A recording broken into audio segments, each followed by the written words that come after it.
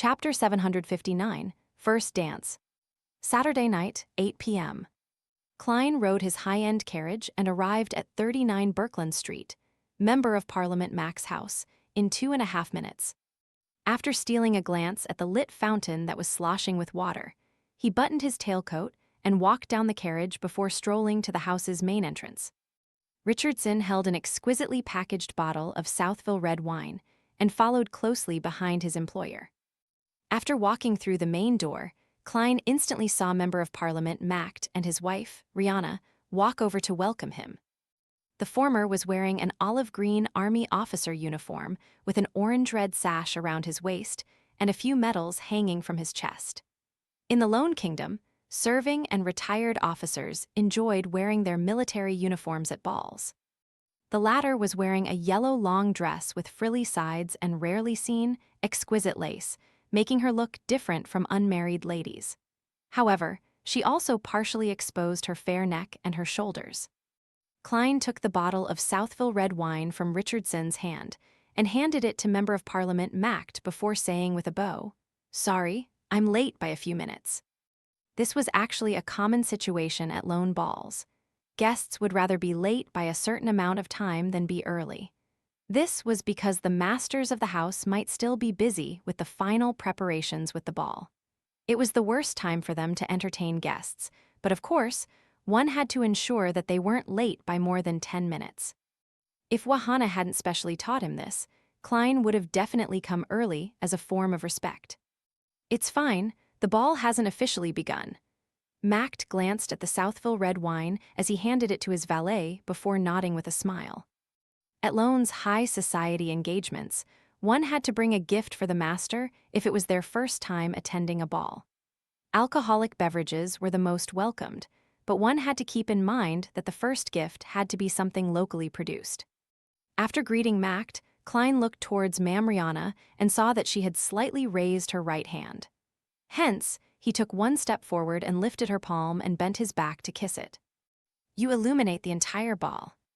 Before the ball began, complimenting the masters of the house was a necessary step in Lone's social events. And unlike Inti's, Lone's hand-kissing etiquette required the lady to gesture that it was possible before a gentleman could do the kiss. Otherwise, it would be a serious faux pas.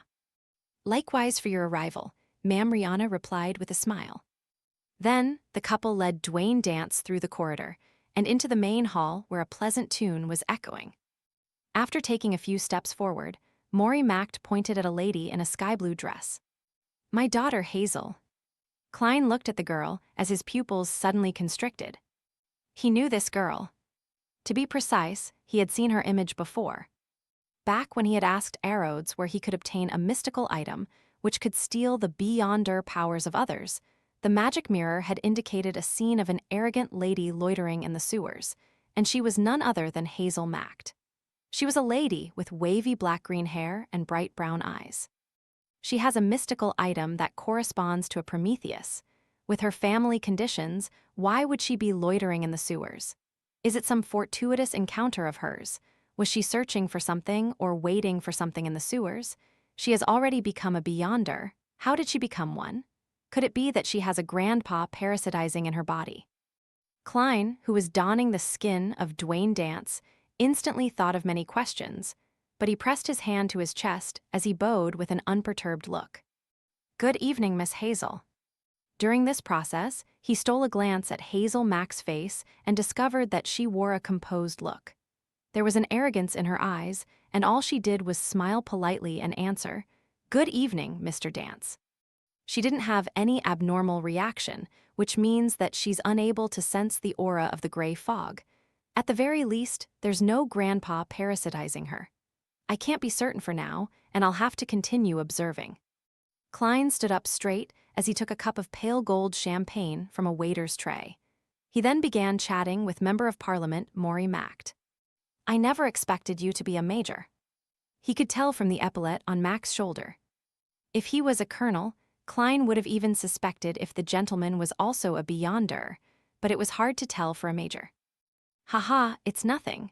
There are many opportunities to render meritorious services in Balham," Maury answered. "Of course, the weather there is especially unsuitable. I've always been suggesting to the army's higher-ups to design a uniform for West Balam and to get rid of the traditional dark colors.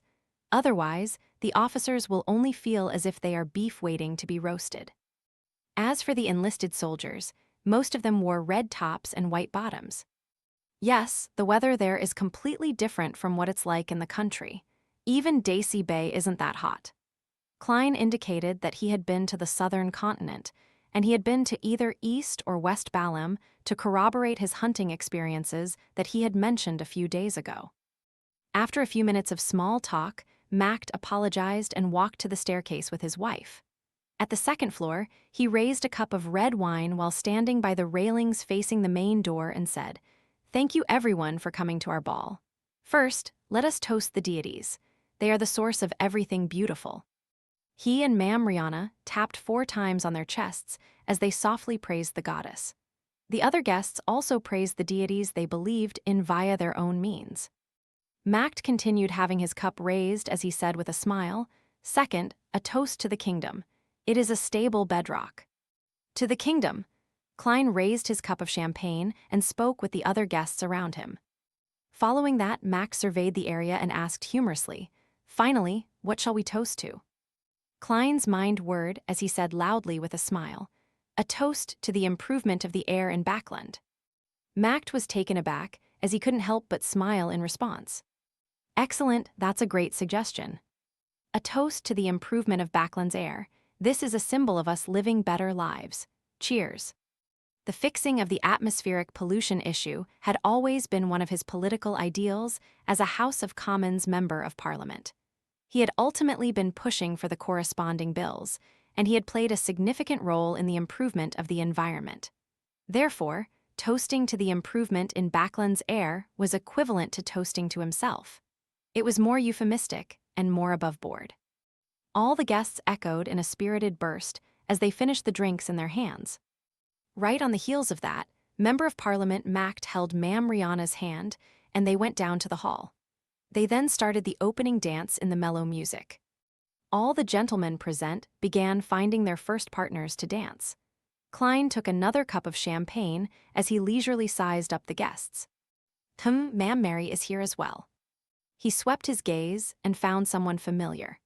As one of the major shareholders of the Coim Company, with a wealth amounting to tens of thousands, Ma'am Mary had formerly hired Sherlock Moriarty to investigate her ex-husband's act of adultery.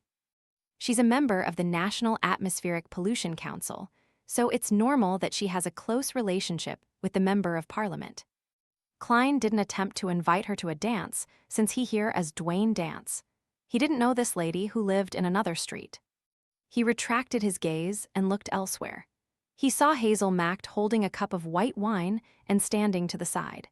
She wore a clear smile of alienation as she watched the gentlemen lock onto their targets to invite them for a dance. This lady actually looks pretty good. She's dignified and pretty. She should have been the star at this ball, with people yearning to invite her to a dance. However, the way she exudes that look of arrogance, looking down at people with a supercilious look, makes any gentleman who casts his eyes on her shift over to another target. I've seen this look in the eyes of certain beyonders as well. They no longer think of themselves as mortal, and they often have a sense of superiority when facing ordinary folks. Heh, this implies that Miss Hazel is likely a beyonder. That's right, if she isn't a beyonder, how would she dare to loiter in the sewers? She's from the Marauder pathway, but how is she to act as a marauder or swindler with such arrogance? It's hard to imagine. Seeing that the hosts were almost done with the opening dance, he began seriously considering who he could invite. Dwayne Dance is in his early 40s, so it isn't appropriate to invite a lady for his first dance, unless it's someone confirmed to be a junior. And the first dance of most ma'ams would be done with their husbands. I should be able to invite people I'm familiar with or the hosts. Klein swept the dance floor and found the only lady Dwayne Dance was familiar with. It was his etiquette teacher, Wahana. Invite her? No, she likely already knows that I've secretly helped her. To invite her for the first dance can easily make her misunderstand. It might even affect her relationship with her husband and incur unnecessary trouble for Dwayne Dance. It's not like I'm Emperor Roselle who has a penchant for the wives of others. No, he has a penchant for everything. In short, I should avoid creating gossip. Klein shifted his gaze and heard the music change. It went from a mellow melody to something brisk. It was a piece of countryside music that was popular in Central Lone. It was well liked by nobles and was often used for the first dance. With the change in music, the gentlemen walked to the ladies and madams they had selected. Klein also noticed that no one approached Hazel Macht. She's one of the hosts of this ball. Besides, I can observe her at a close distance. Heh, if she really is a beyonder of the Marauder pathway, it implies that the gray fog is able to converge beyonders from the neighboring pathways of the Seer pathway. Klein wore a gentle smile as he unhurriedly walked to the arrogant lady. Miss Hazel, may I have the pleasure of a dance with you? Dwayne Dance, with his white sideburns, gave a standard bow as he said.